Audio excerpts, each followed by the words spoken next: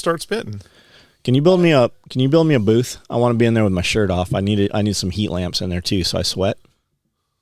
So it'd be cool is if it was an old phone booth. I'm gonna get some Kevin Gates tattoos. So you want a phone booth?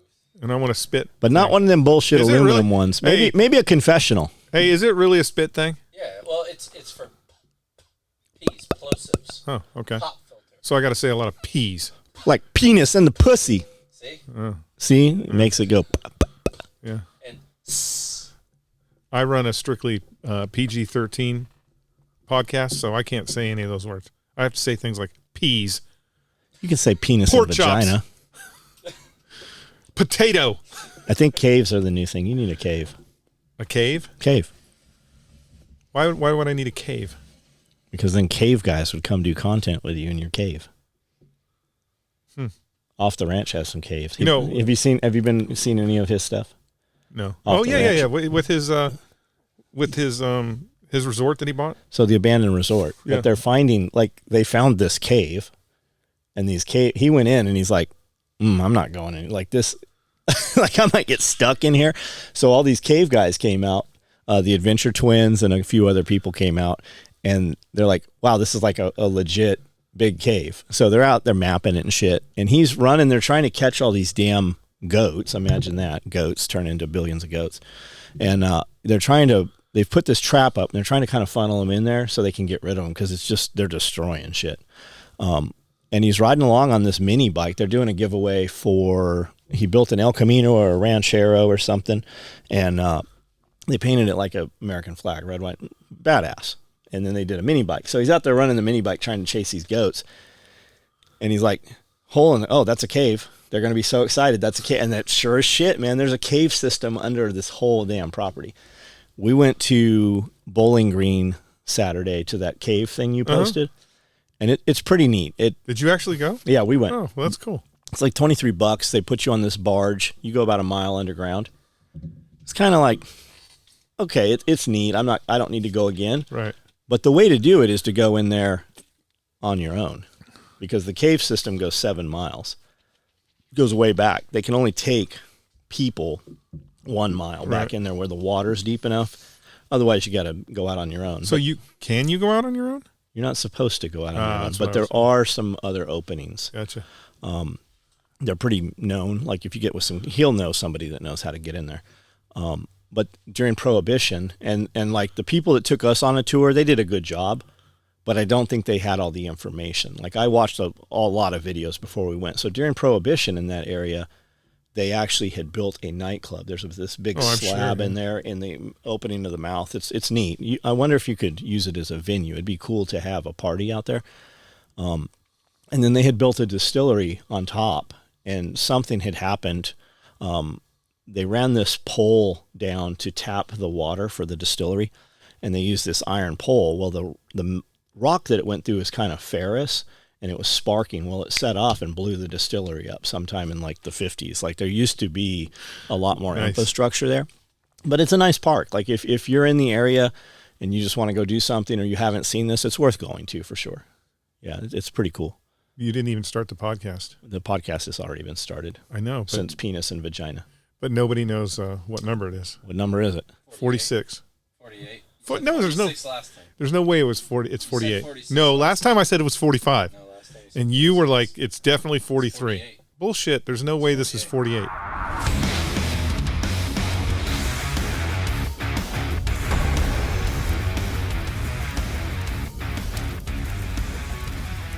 Podcast Pulling the Thread, episode 48.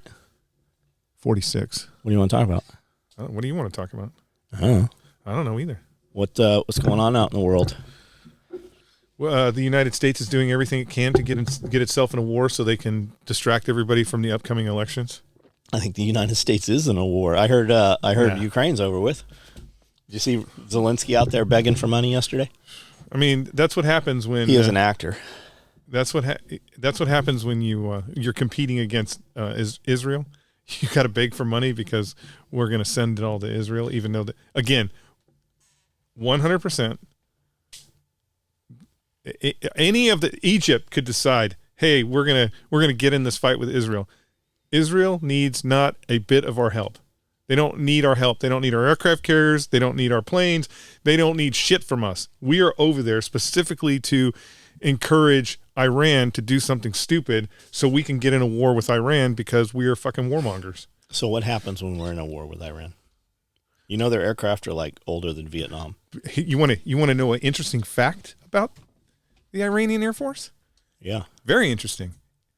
The Iranian Air Force has F-14 Tomcats. Yep. Where Okay. did that come from? It came from us. But here's an interesting fact that most people won't even fathom.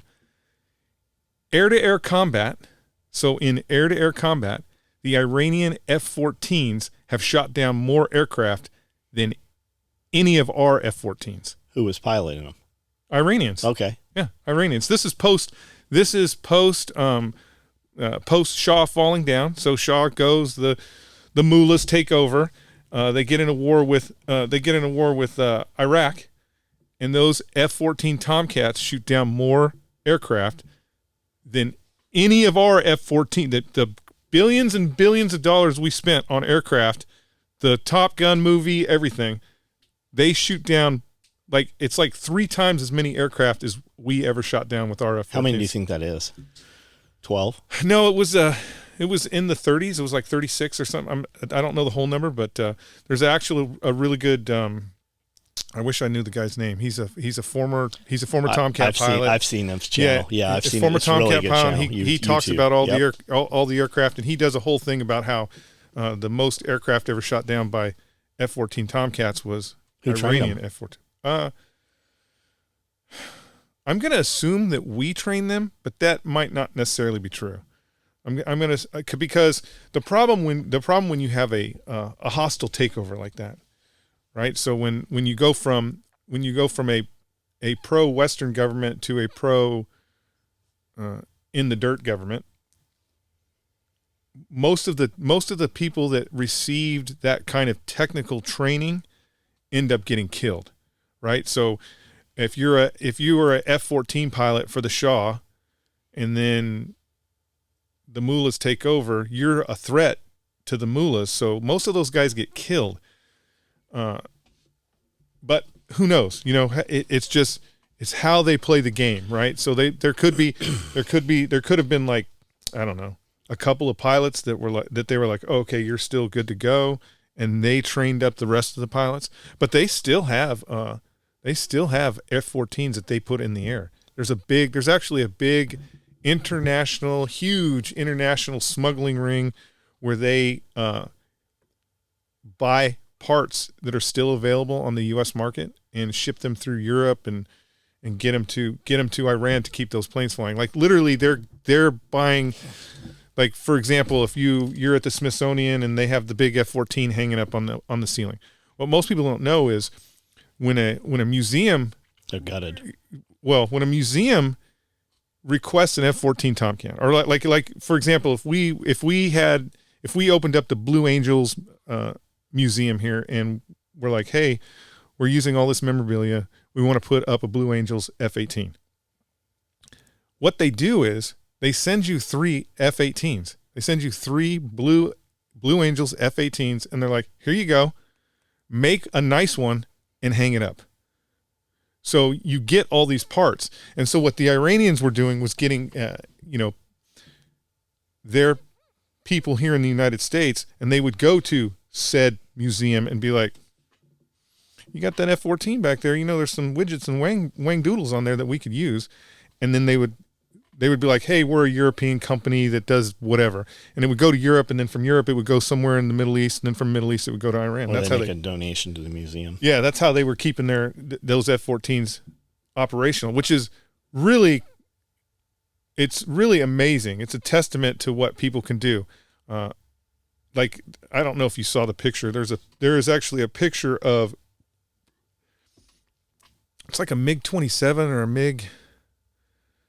Anyways, when Libya collapsed, all that infrastructure also collapsed, and all the warlords were stealing up every piece of equipment they could get. And there is actually a picture of, I can't think of the name of it. It's like a Tomcat because it has retractable wings, Like a Tornado or something. yeah. It may have been one of those, but it's doing bombing runs, and it has 2 different wings.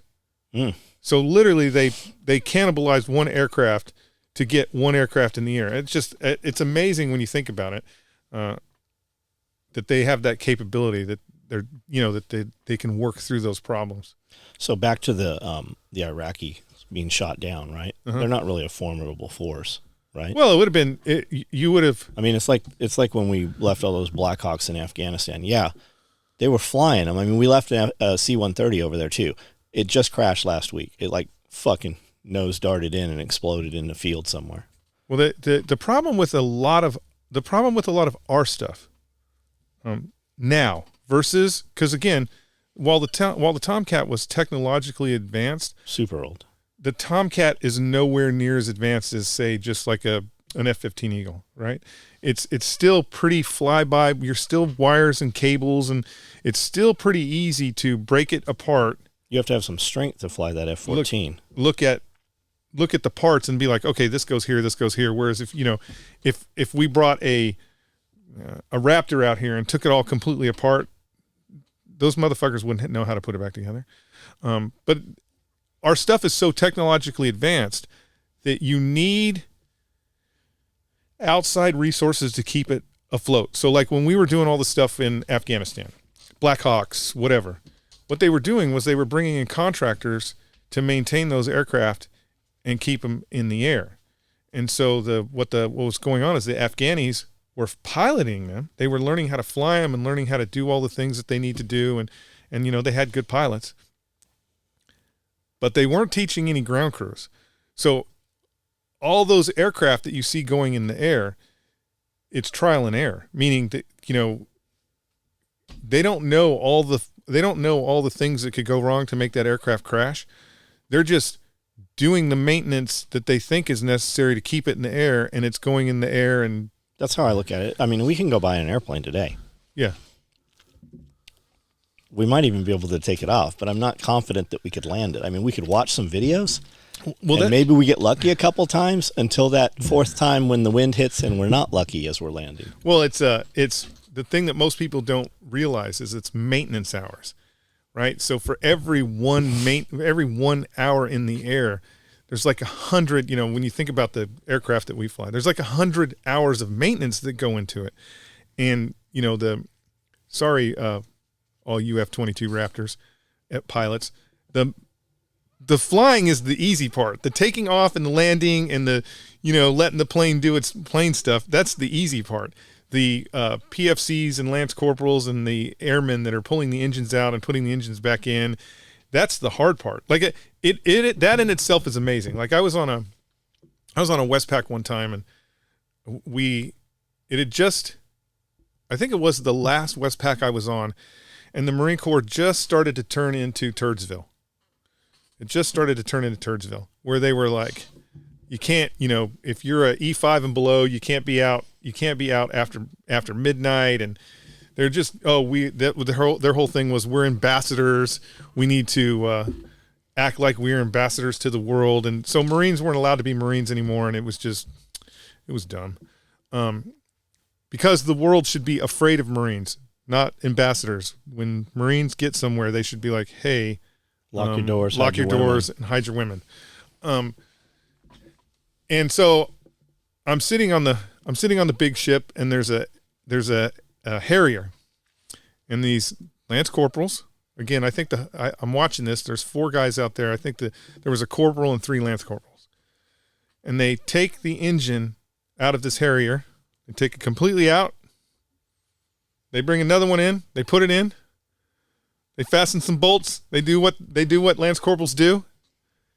And then a pilot gets in that motherfucker and flies it around, does a check flight on it, gets in it, flies it, comes back, lands.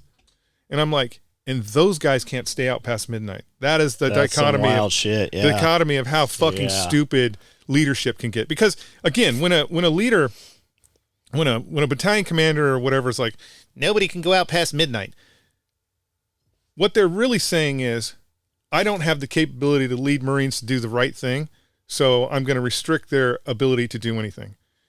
Instead of, hey, you guys are Marines. You know the rules. You break the rules. We're going to enforce the rules. And that's the end of it. They just couldn't do that anymore.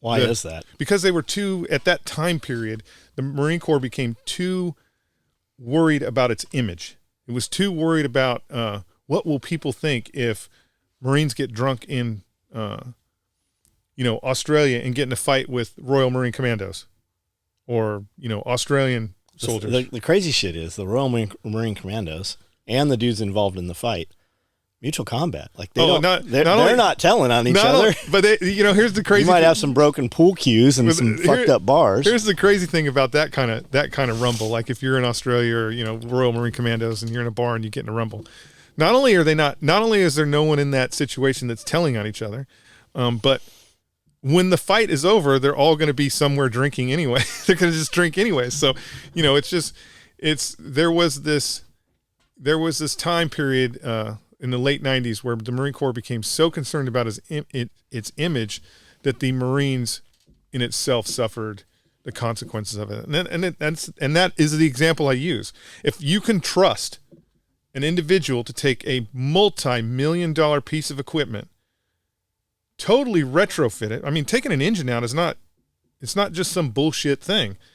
Totally retrofit it, and then take a dude that you've spent millions of dollars training and preparing to fly aircraft and tell that dude, hey, get in there and just take a spin around the block. Come on, man. Those kids, not only do they deserve to stay out past midnight, if they get in trouble, they deserve your leadership to ensure that their careers are not ruined because they got in trouble. But I harp on the leadership a lot because there's a absence. There's such a void. There's such a void in people that there's such a void in the military of that. Like when I came in, I had real Marines. Like there was that were in charge, that were in charge of me. There were real Marines that were in charge of me that just for whatever reason just disappeared. They were still in the Marine. Those guys were still in the Marine Corps, and they were still being that Marine. But there were so many other people that were filling those voids that it just turned into Turdsville. So I remember a Top Gun pilot came to school in, I want to say it was like junior high, so like 7th, 8th grade, and we were in a bungalow. I remember a morning class. And I remember him saying that for every hour of flight, it took 18 man-hours of maintenance on those F-14s. And it could be way greater, but that's what I have in my head was 18 hours. And that's when I started seeing everything as man-hours and then man-minutes. And that sticks to today. Like this task should be this much, and this is what it costs per minute to do it. So that's always been in my head, the man-hour thing. You can buy a Chinese MiG off eBay. At least a couple of years ago, they were on eBay, Vietnam era MiGs, and you can buy them for $100,000. Says they're serviceable and shit. Now they're not within their inspection hours and stuff, but where do you go learn to fly that motherfucker? You go to Russia. Yeah, you go to Russia or even China. They have programs. There was a 15-year-old girl here in the United States who. I don't know how young she started. For some reason in my head, I believe her dad started her flying at like 8. And so she just started flying everything. And when she was 15, she got to the point where she could transition to jet, and no one would let her transition. They're like, you're too young, blah, blah, blah. And so again, Dad's like, well, we could go to Russia and you could learn how to fly MiG-25. And went to Russia. They're like, give us money. Okay. And then smoke this cigarette. Give us money. And so they taught her how to fly MiG-25, right? Which I can see a Russian pilot up there fucking smoking a cigarette. Oh yeah, always. Take this oxygen plate off. Did I tell you? I mean, I'm sure I've told this story before, but so we're in Somalia, and we're in Somalia, and there's every flag there, right? There's even Russians. So there's Russians. Russians have this small. It was actually pretty cool. They had this small little spot in Somalia where they had T-72s, and it looked like we were getting ready to go to World War III. but they were supporting the UN. So when you support the UN, you have to give up. You don't give up equipment. You provide assistance for whatever the UN mission is. And these special forces guys wanted to go somewhere up north. RSF or RSF. Okay. RSF. They wanted to go somewhere up north. They were doing kind of like a hearts and mind thing, but they had to take fully kitted out Humvees, Mark 19s on them, 50 cals, and we don't have the internal heavy lift capability to do that in our helicopters. You can externally load that on a 53, but you can't internally load it. The Russians do. The HIP, is it the HIP? I think it's the HIP. The HIP helicopter has the capability to internally load 2 fully kitted out Humvees. And so we had to go, I think it was me and Chris, or it may have been me and Travis. We had to go because when you leave the UN compound, you have to go in a combat formation or convoy to the airport, and then you drop off whatever you're going to do at the airport, and then you convoy back. So we're in the support vehicles, just the front and rear and whatever in the middle. So these 2 SF vehicles can get loaded up and gone. So we roll to the airport, and they pull in behind this HIP, and the fucking doors open up, boop, boop, boop, and they go to pull in, and there is this Russian laying on top. He's laying on top of a 500-gallon blivet of diesel fuel. Now I know it's diesel fuel, and you can technically put your cigarette on it, but he's laying on top of this just huge blivet of fucking fuel, smoking a fucking cigarette in the helicopter as these SF guys are pulling their Humvees, and I'm like, they're never gonna make it. They're never gonna make it. But yeah, the Russians do like smoking cigarettes. It's a different world, man. When you see videos like from World War I, World War II, out in the African deserts and shit, the Pink Panthers and stuff. Everybody's got their shirts off and cigarettes and like men's men, like a Marlboro commercial. Yeah. Is it still like that once you're out of country and you're in combat, or once you're no. out from under the magnifying glass? It depends on which country you're from. Yeah, I guess there are still militaries. There are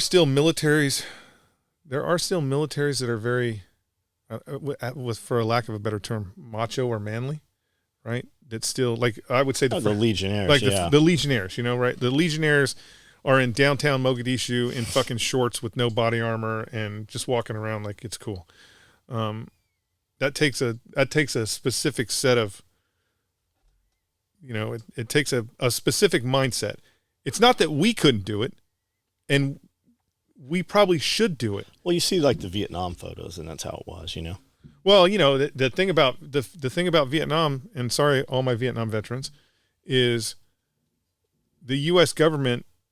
As far as the U.S. government is concerned, they didn't give 2 shits about anybody in Vietnam. That's why all the vets know that. That's why McNamara, lowered the IQ and did everything he could to make a fucking military that was dumb. Not on purpose. Well, I say not on purpose. He did it on purpose because he was hoping to get more troops in the fight. And so that's why to this day the military still is very, very, like when millennials are running around going, oh my God, they're going to draft us. The military does not want to fucking draft you. The military wants all volunteers. And the reason why is because if I have an all volunteer force, I can fight anywhere in the world. And the public will pretend like it's not happening, right? If it's an all voluntary force, the U.S. military can be fighting in Afghanistan for 10 years and nobody at home will protest. Why? Because it's all volunteer force. But the minute you start drafting kids at a college, that war suddenly becomes something that people are aware of. Which, if you're a peacenik and you don't care about the guys that are getting killed right now, then you're just a hypocrite and it doesn't mean anything. But again, that's why they don't want the draft, because it puts a microscope on top of the military, and then they actually have to perform. Where if it's an all volunteer force, they're kind of like, well, you signed up for it, right? I heard in Ukraine, they're stopping buses and pulling 50-year-old men off of the buses. and being like, "You're in the military now." Like this was happening as recently as like last week. No, they've been. Yeah, I heard 40, Yeah, and we saw some videos, like some drone footage, of like looks like some SWAT guys just stop some vehicles, and they're like, hit them over the head and drag them, throw them in the van, and you're in the Army now. The issue is the issue for Ukraine, and this is part of the reason why they're going to lose. Is we announced that they lost. Well, I mean, the lines are, for the most part, they're stable. They're going back and they're fighting over miles, right? The Russians will take a mile, the Ukrainians will take a mile. Until we officially turn off the tap, that's going to be the status quo. But what I'm saying is they never nationalized the fight. This is an existential threat for Ukraine. So Zelensky, if it is an existential threat, and the United States need to help defend Ukraine, then Ukraine needs to nationalize this war, and they have not done that. Meaning, you can go to tons of places in Ukraine, and it's fucking business as usual. Yeah, right there. That's what Tim Pool said. He said during the color revolution, like in Egypt or whatever, he's like, you could literally hear rockets going off and hear gunfire, and he's like, we were walking past, and there's people sitting at a cafe, drinking coffee, like.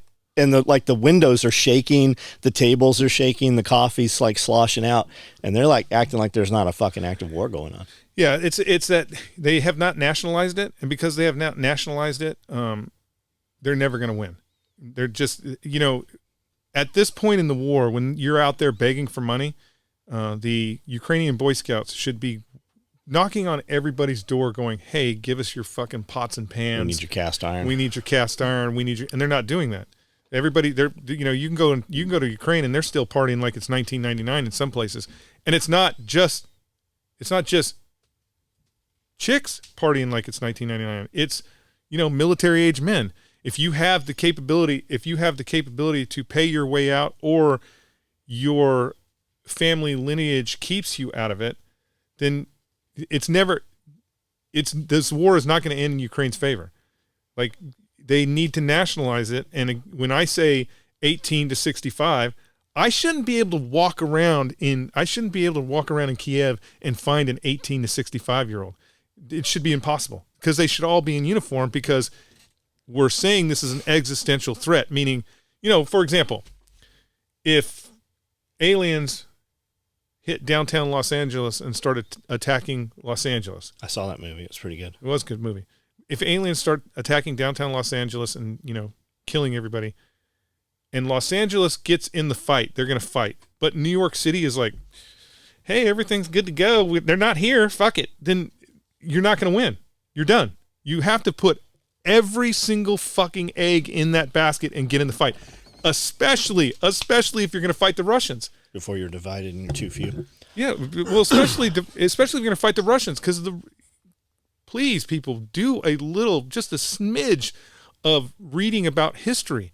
The Russians, when people are like, oh, the Ukrainians are killing 8 Russians to 1. Guys, the Russians have never given a shit about troops. They can put another 1 million men in the field. The Ukrainians can't. So it doesn't matter if you kill 8 to 1. It really doesn't. They can put guys in the Russians can literally put dudes in the field with no guns.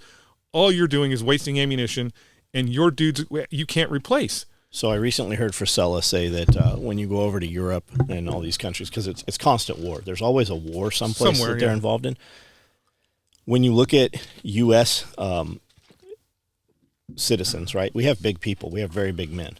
And I'm sure some of these countries do. But he said for the most part, people over in Europe are small people, because they've taken their prime stock and they have constantly gone to battle, and those people die in war, where they're constantly in a war.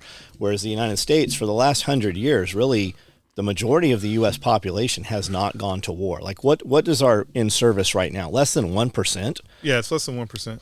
And you think about that, in U.S. service, less than 1%. It's like, and that's all by choice. But it's like 0.001% of those people actually have served in combat. Right. So it's, when you think about all the veterans, very few of them have actually served in real fucking combat. I'm not talking about, yeah, you fucking were in the Marine Corps and you went to Iraq and you stood post at Al-Assad for 9 months and a mortar hit the airfield. That's not real combat. I'm talking about real face-to-face exchange gunfire. The amount of people who have actually done that is very, very small. I mean, I'll use 1-7 as an example. So you got 2,000 some odd guys in 1-7 that go to Iraq when we're in Al Anbar at Husayba. It was really only one rifle company that was in the fight, right? It was really only one rifle company that was every day was getting attacked. Not the entire battalion. They were back at Al-Assad eating fucking cheeseburgers and watching movies and going to fucking Pizza Hut.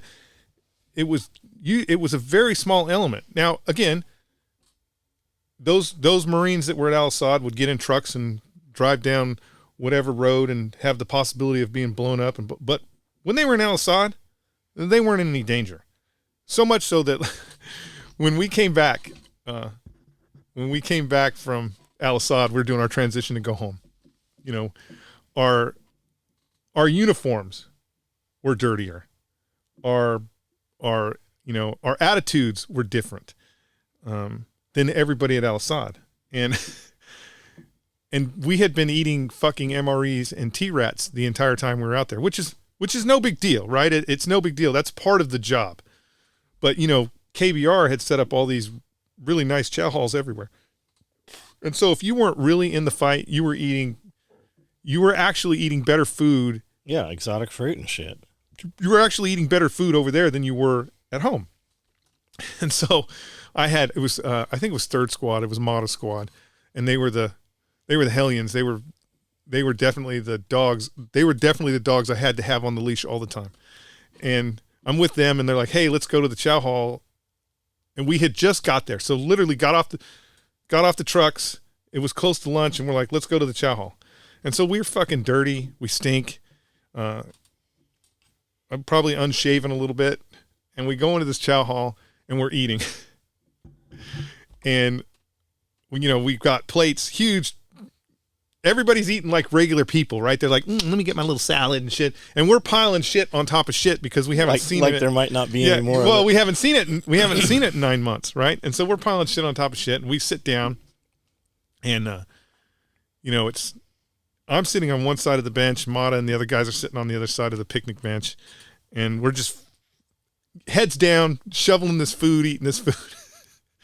And Mata goes, he looks up for a second. He's like, hey, Staff Sergeant. The Sergeant Major and the Colonel are right behind us. Like they're right behind us. And I know Sergeant Major was like staring at us because, you know, our fucking uniforms are shot to shit. Have blood on them and shit. They're just, you know, they're just fucked up. We look like we need some counseling. And I turn and look over my shoulder, and the battalion commander sitting there with Sergeant Major, and the Sergeant Major, I believe he had a scowl on his face, maybe. I don't remember. He might not have. But the battalion commander looks at me right in the eyes, and he gets this concerned look on his face, and he goes, Staff Sergeant, I swear to God, we haven't been eating this way the whole time. So I turn around and just start eating. But, you know, that's the kind of unique thing. Now, I'm not poo-pooing people. Do you think they knew who you guys were? Yeah, they knew who we were. They knew exactly. Yeah, because he'd been involved in that because they debriefed you. Well, because the first couple of incidents we had up there in Husayba, the battalion commander brought the whole staff up and like, hey, what's going on? Because this is where you guys got caught, right? Where you had to bring in air support and everything. Yeah, because you have to understand that when 1-7, when we did our transition and our turnover, this was post Bush saying the war was over. There was stuff going on, but there wasn't a lot of stuff going on. So when 1-7 Weapons Company took Camp Gannon and it started popping off, that was the hot spot in Iraq at the time. And so people were like, we need to go see what's going on. So he knew who we all were. Like I briefed the battalion commander a couple of times on some of our shenanigans. So he knew who we were, but it's one of those things. And again, I'm not poo-pooing anybody. I'm not poo-pooing anybody who wasn't out there pulling the trigger, because, you know, in order for a guy like me or any other trigger puller to pull the trigger, you need 8 people that aren't doing that. You need 8 guys that are fucking, you know, sorting ammo, finding food. You need all that other support to get. I think it's even more now. I think it's like 10. Fuck yeah, it's more. I mean, you got drone assets and yeah, you got everything. 10. So all the intel guys. I mean, I'm not poo-pooing that, and it takes a big effort to get a dude in the fight. But when you think, like fucking Universal Soldier now. Yeah, but when you think about the big picture, and people are talking about, you know, when you say 1%, man, it's so much smaller when you think about the guys who are actually out there fighting and dying. It's a lot smaller. Do you still stick to the belief that you only need 6 magazines on a combat deployment when you go off the base? When you might get in a gunfight, is it still only 6 mags? Hey, if you're a truck driver delivering MREs to the next FOB, I still think you need more magazines. The reality is nobody, when people make that stupid argument, they're making it from a peacetime, in the rear with the gear type of argument. I don't believe that at all. I believe they're making it as though they haven't fucking ever carried live mags. They're making it from a most peacetime. of those dudes have never even fucking put on 6 magazines. At no point in time when there is a real physical engagement. So because services do it, you know, that again, when I got to 1.7, the SOP was to have 2 canteens on the front of your flak jacket right here. Right, but that's on Camp Pendleton, or that's at 29 Palms. But the thing that most people don't understand is peacetime. But the thing that most people don't understand is when you train that way, when you train day and day that way, that thing makes its way into combat. The first elements that go into combat are usually very unprepared, even though they've been training for it. Now, and I'm not saying that they're not going to do good. They're still going to do good. But I promise you, even the Delta guys, right? Even the Delta Force guys, they train. They go hit a target. Something happens. The minute they get back, they're like, yeah, we don't need this. We need 2 more of these. We need 6 of these. They change their mission parameter based off of the actual combat, because there's no training simulator. There's no fucking TCG at 29. There's nothing that actually is going to simulate what is going to happen to you for real in combat. And so when we're saying, John, you're going to carry 2 hand grenades and 6 magazines, we don't know why we're saying that. Well, we do, because it's a logistical issue. That's how we get all that up there. But when they do those logistical issues, so for example, I'll just use 5.56. When they allocate 5.56 for an infantry battalion, they're using that 6 magazines as the standard, okay? But they're allocating for everyone in the battalion. So, again, the cook is not going to carry 6 magazines. He's never going to get his fucking rifle out. And so that ammo is still there. That's still available. And so you have the capability of carrying as much as you want. I have never once have I put in for a combat operation, have I put in a request for ammunition where somebody went, well, that doesn't make any sense. That's too much ammo. Or where are all those grenades? Where are you putting those grenades? Never once has anybody, like when we went, you know, when Somalia happened, we had no idea what we were getting into. Like, because we were supposed to go somewhere else and we were getting all the intelligence from CNN, it looked like World War III happened. Rangers were killed. We thought we were going to leave the ship, hit the beach, and start throwing grenades. When we put in our ammo request, I should bring in the pictures. Like, we're in UDT shorts in the fucking berthing space with grenades and claymore mines, and nobody went, hey man, you're only supposed to have 6 M16 magazines. No, they were like, how much fucking ammo do you want? You have the availability of everything on this ship. Like, we probably could have requested a fucking Dragon missile, and they wouldn't have been like, you don't have any dragon gunners. They'd have been like, here's a dragon missile. We'll find one. Yeah, it's the idiocracy of people who have never done it for real. So think about all the Call of Duty guys, right? All those COD warriors out there. They're like 6 mags. I assume if a kid, I assume he's a kid. He's probably 25, 30, whatever. All these dudes pissing and moaning about how heavy 13 mags would be, and you only combat loadout is 6 mags. I'll bet you those motherfuckers all had blanks. I'll bet they were using Miles gear and shit back then. Well, what was the thing with the blank adapter and shit? The Miles gear, yeah. Yeah, I'll bet you they never even fucking had 6 loaded mags. The interesting thing about a Call of Duty warrior, like when you think about Call of Duty. Yeah, I just say that. No, but again, the interesting thing about Call of Duty is, boy, they get mad when we say that. That's all right. I don't care. If they really, even playing the game, if they really paid attention, like if again, I'm sure it's not Call of Duty guys that are saying this because they have to be paying attention to what they're doing. But if they really paid attention to what they were doing in the game, they would instantly know that they have more than 6 magazines, right? They're picking them up, aren't they, in the game? I mean, again, 9 times out of 10, they're shooting full auto, right? 9 times out of 10, they're shooting full auto. So they're running out of ammunition at an exponentially higher rate than I would, because my M16 A4 never went on full auto. So they're running out of ammunition at a much exponentially higher rate, and they're going through these scenarios where they would never have enough magazines, right? So it's interesting, and I kind of really don't care what people say, because usually they're talking from a place where they've never, unless you were standing, if Porter, Corporal Porter, if Corporal Porter was here and he was like, yeah, I didn't need any more ammunition, I could have only done it with 6 mags, I would be like, explain why you think that. Tell me why you think you only 6 mags. You ran out of ammo. Yeah, because you ran out of ammo. At one time, I think the engagement I was with Porter, when we left, he only had 1 HEDP round left, and the only reason why he had one left is because his 203 broke. So you have to. I know it's a balance, right? You think you're going to be running through the jungle with your M16, but that's not really how it goes. You have to be prepared for the fight you're not prepared for. And if you don't bring enough bullets, you're not going to be prepared for the fight that they are preparing for. So I don't know. How'd the 203 break? What broke? What broke? Oh, it wouldn't latch.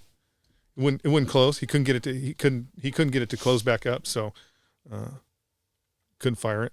So back to Europeans being small. Is that real? Is like if we went over to, I don't know, pick a place in Europe and we were walking through the airport, would people seem smaller? A lot of it has to do with the availability of food. But I do believe that they are overall, again, America's probably the fattest place on the planet, but height-wise, I think average the United States is taller, and that is because from 1940, from the end of World War II all the way up to now, nobody's ever stood in a food line. I mean, I'm sorry, homeless people, but again, the average American has never wanted for food. You could get all the foods you want, and that is how we keep getting taller. If you think about the Civil War, right? And you have all these Civil War reenactors. They can't get into real Civil War uniforms. Right. Because the dudes were shorter and they were fucking 90 pounds. Maybe 125 pounds.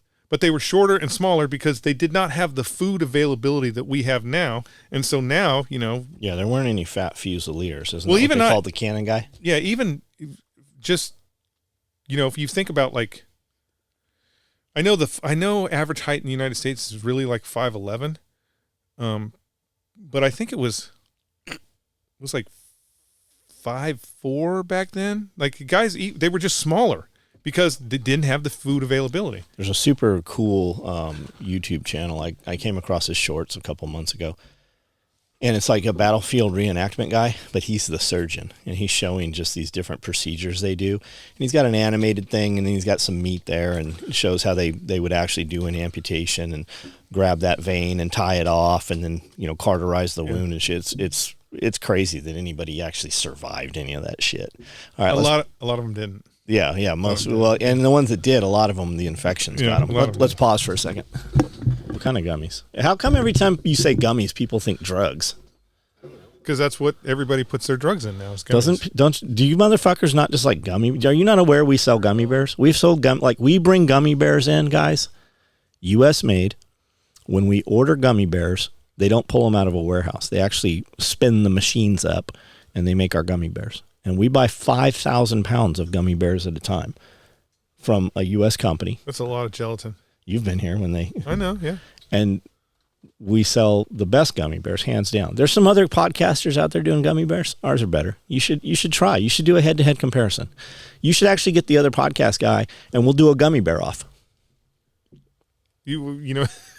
We need to do a gummy bear. We need to do a gummy bear video where like the day crew.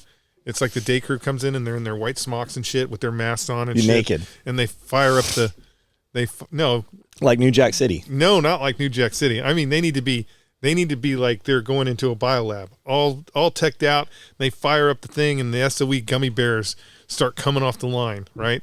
And then the dude walks out, turns the lights out in the place and leaves. And then sorry, Brandel. A bunch of dudes looking like Brandel come in at night, smoking cigarettes and shit, and they fire up the machine, and it's got the Sean Ryan logo. They do the second run, the Sean Ryan, the nighttime logo. Sean's got a Sean does ad reads on his stuff, and after an ad read, you'll see like he has his gummy bears by a beautiful waterfall and shit out there, and it just kind of like sets in there for about 5 seconds, and he just has the gummy bears. We should we should go wherever he did his video and just do the exact same video on ours. Does he post those on his YouTube? Yeah, it's on his podcast. Yeah, he does a podcast every couple of days. He's got one going up. He's got some incredible guests. He's got some huge dudes. Yeah, whoever his handlers are did a great job. Yeah, he really has. Like, I think he is the number 2 podcast in the world right now. Yeah, he's done very well. Very well. What were we talking about? I don't know. Oh, I don't know either. Israel? I mean, there is a great video that you should watch about Israel, and I specifically said this before the war even started. Is it Ben Shapiro? No, well, Ben does. You know, Ben's got a. God, he's so fucking quick, man. Ben's got to show his support. No, but I specifically said this before any of this popped off. I talked about this. There is a really good video of fucking 10 of those super duper DCAT 9 million dozers just pushing everything into the sea. I mean, have you seen the guys just running up and putting bombs right on tanks and shit? Yeah, that's a act of desperation. There's actually some really good videos. There's a channel out there that does a video every day, Intel guy or something, and he basically reads all of the combat news for the day. Uh-huh. Real good compilation. There's actually Hamas. Hamas has there's like a Hamas Brandel over there who is very artistic, but he's following these guys around as they're attacking Merkava tanks. And is that the Israeli tanks? That's the Israeli tanks. Because Israel, again, I don't understand why this keeps happening.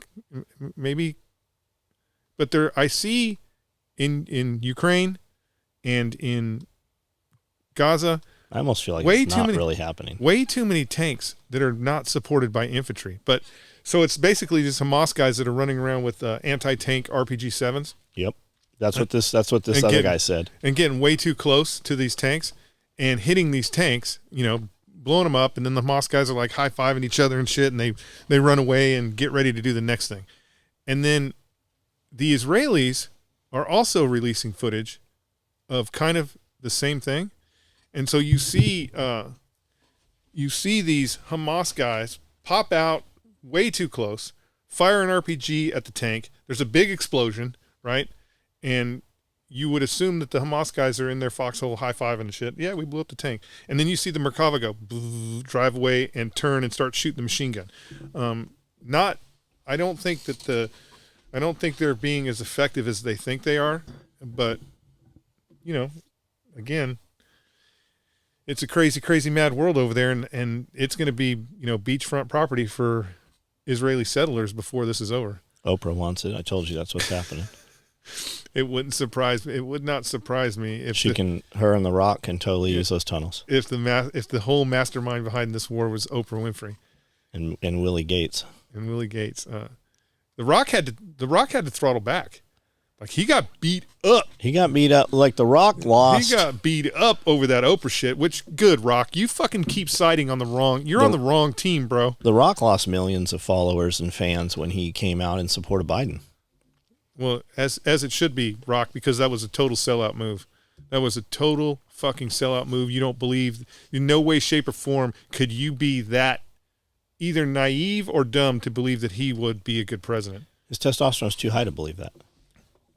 Well, yeah, but when you take crazy liberals and you put them on courses of testosterone, there's multiple studies where they're like, oh, I don't know what I was fucking thinking. They become clear of mind. I don't think that this may be controversial. I don't think The Rock is a crazy liberal. No, absolutely not. I think that The Rock, he is paid for. He's owned by China. The problem is The Rock understands where the dollars come from. Yep. And he's willing to sell out his soul for a dollar. And he's invested, like, all his money's, fucking State Street, Vanguard, BlackRock. Yeah. So too bad, because there was a thought he was going to run for president. I would have voted for him, but I can't vote for him now because he's made some really dumb decisions. Jocko.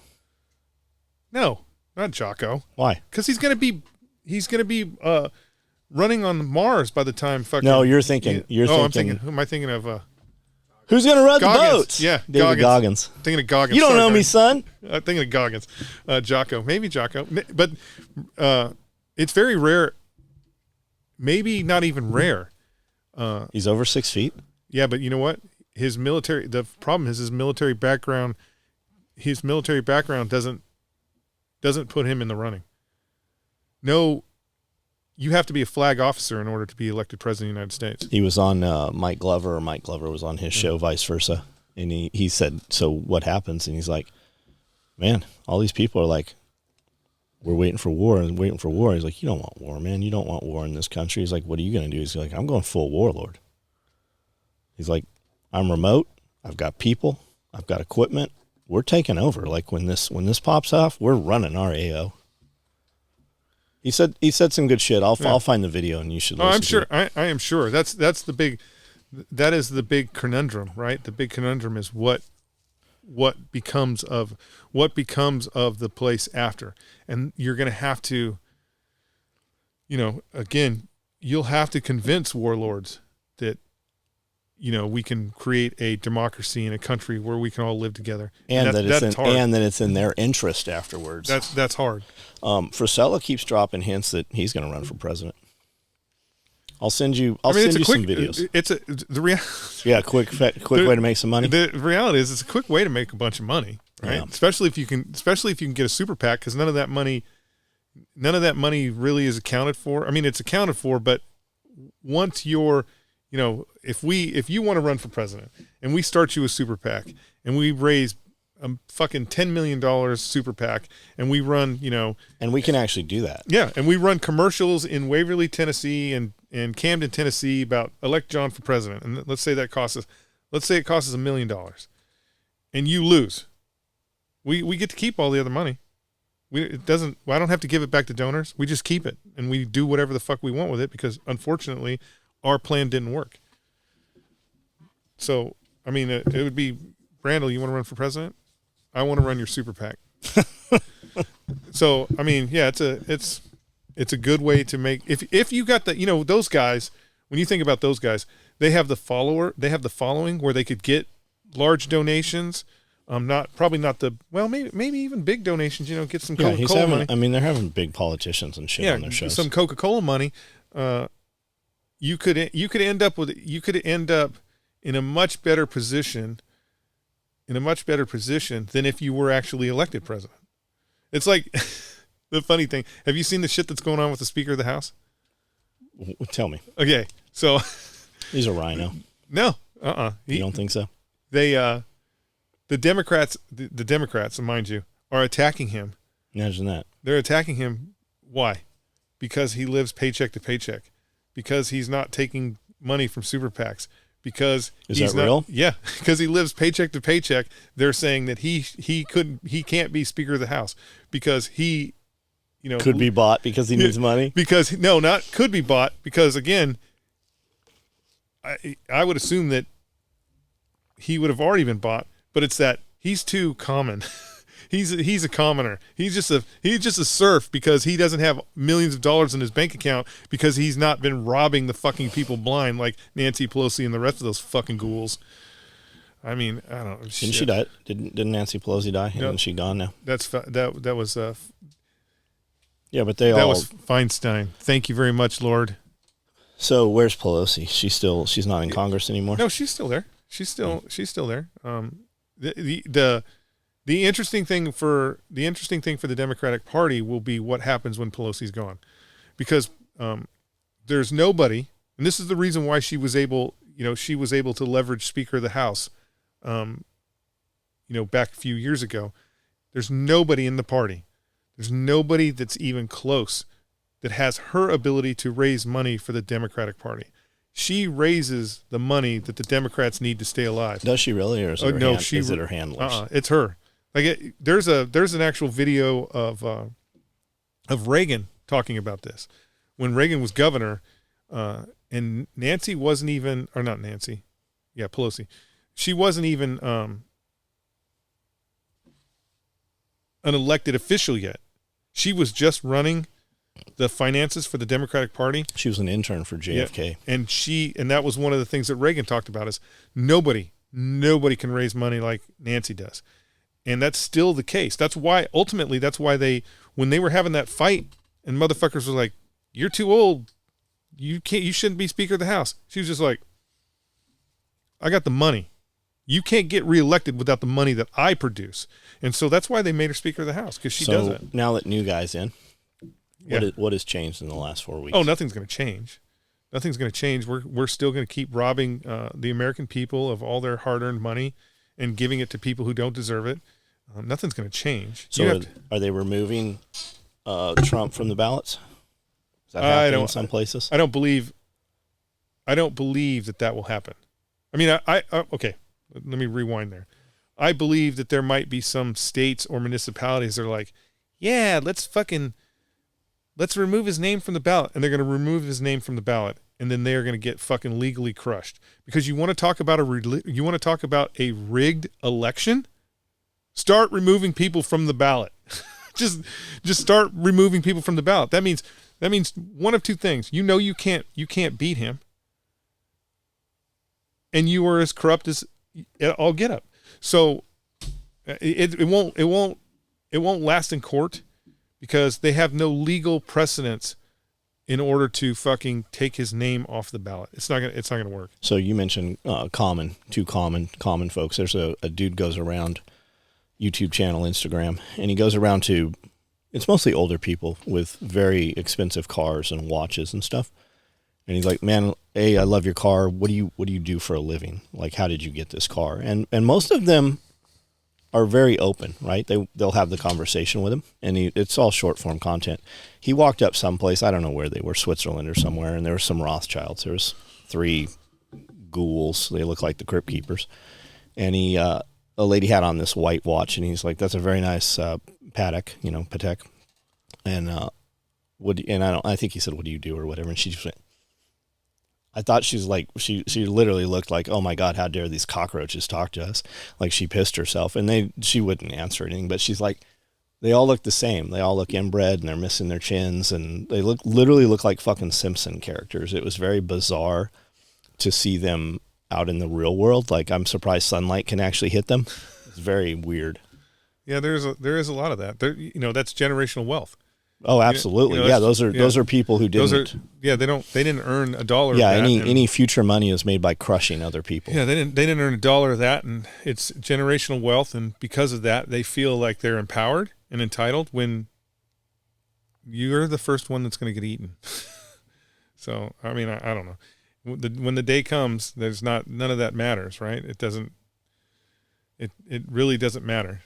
Have you seen all the American Red Cross, how they do all the blood drives and everything? That it's really for adrenochrome and vampires and shit. Have you seen all of that? I mean, it wouldn't surprise me because the Red Cross is one of the most crooked organizations out there. 90% of their, when you do a donation to the Red Cross, 90% of it goes to administrative costs. It doesn't go to If doesn't you go want to fucking hurricane relief or now saying that again, this is just like when I was talking about Marines. There are people who work at the Red Cross who fucking bust their ass in order to get water to Haitians, and they are people that do that. But they're, the majority of the Red Cross employees were staying in fucking 5-star hotels in Haiti, not fucking tents. Yeah, look up Blood Drive and American Red Cross if you want to go down a rabbit hole. There's some fucking crazy shit out there about that. They do collect a lot of blood. It would be interesting to see how many. Well, that's what these videos I'll talk about, where that blood goes. Also look up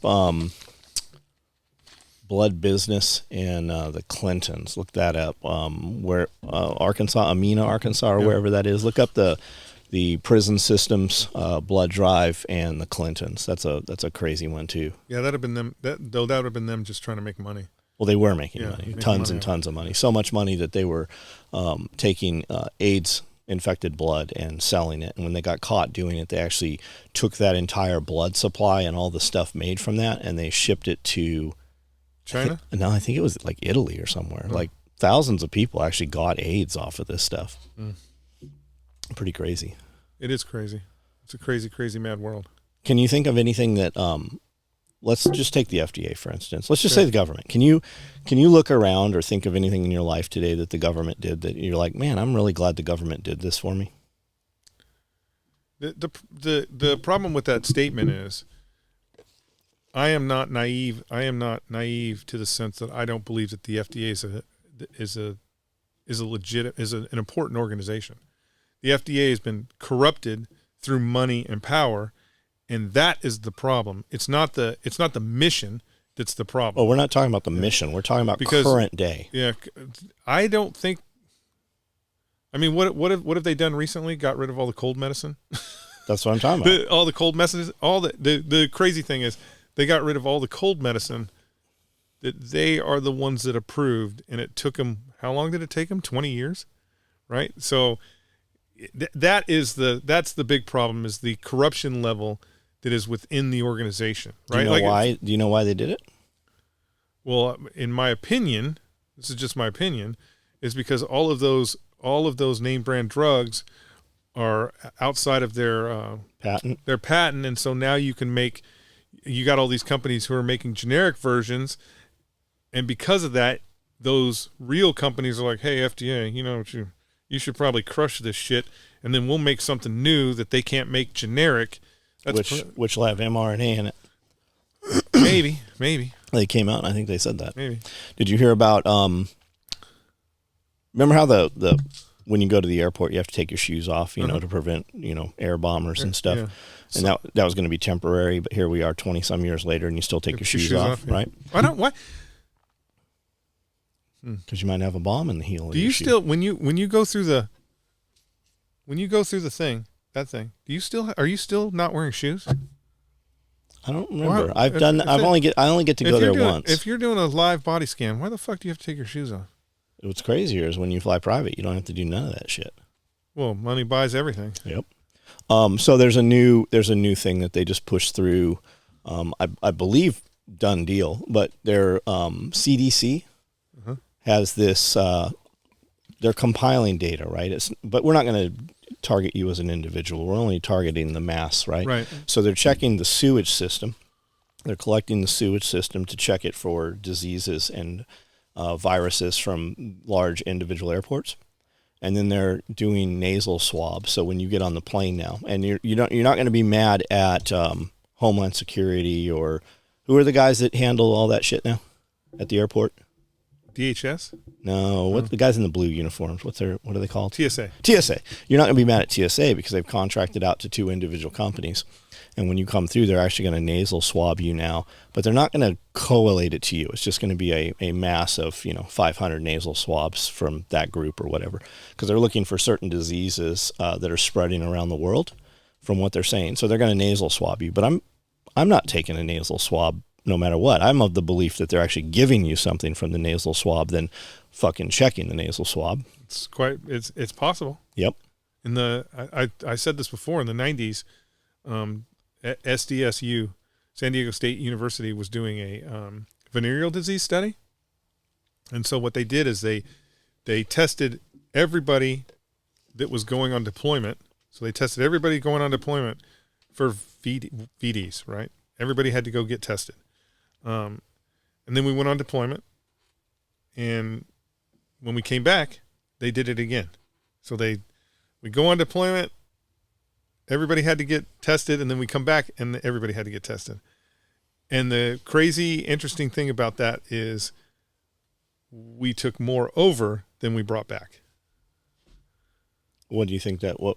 Well, if you think about it realistically, if you think about it just from a scientific perspective, right? When you're at home, you're more casual. Like I'm like, me and Brandel are friends. He's not going to give me no shit. We're good. I see him every day. He's good. But if me and Brandel are like, we're flying to Amsterdam, we're going to go see them whores, we're going to do some shit, he's going to be like, hey man, we better put 2 condoms on because this is going to be some scary shit in here. You're more careful when you go over there than you are when you're at home. And so we were taking more over than we were bringing back. I'd like to see the correlation of how many guys get STDs from the spouse when they come back because they've been gone. Be interesting. You won't see that study. No, they won't do that study. You're not going to see any studies that put the female service member or the female spouses in a bad light. You're just not going to do it. They're not going to come out and be talking about all the girls that are all the wives that are in Club 29 as soon as the motherfucking ship sails. They're just not going to do that. You want to talk about this thing for a second? I mean, no, not really. Okay. I don't want to talk about it. You want me to talk about it? No, okay. Not really. All right. You just do that. I can't be out here with my tin cup. Because I don't have a guitar and I don't know any 18th century French poetry. All right, you ready to do some Patreon? Let's do Patreon questions. Patreon's the best. If you were over there, you would know what we're talking about. We have a Patreon. It's $5 to join the Patreon. You guys ask questions. We build a video after that. And it's only for Patreon members. So this has been Pulling the Thread podcast episode 48. And we're going to jump over to Patreon.